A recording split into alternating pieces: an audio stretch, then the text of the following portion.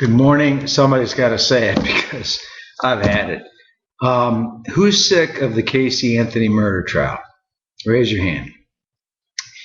Do you realize that every day in America there are literally hundreds, perhaps thousands of murder trials going on? Why is it that there's just this one trial always that they keep rolling over and over, like it's on a playback, it's on a loop? This trial. Who's seen enough? I know I have. Okay.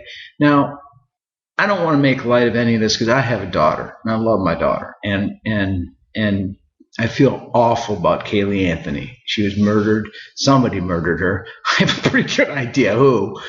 We'll get to that in a minute. But it's not funny. I mean, she's a child and it's a tragedy. Grandparents, the whole thing.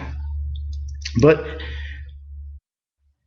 I saw a couple things today on the news reports that caught my fancy. First of all, the judge held up the sign that says that you can't make any gestures or facial expressions or anything, because it turns out that one of the people in the courtroom, inside the courtroom, flipped the bird at the prosecuting attorney. Now, I was a lawyer for 30-some years. I can tell you, the guy probably deserved it, really and truly. And I don't think there should be such rules. If I had been a judge, you would have had to wear a shirt like this, no ties, and I would have had, like a trap door behind the podium, and also would have had a secret word. If you're old enough to remember the Groucho Marx show, and if you guessed the secret word, it didn't matter what the evidence would be, you would just you just win.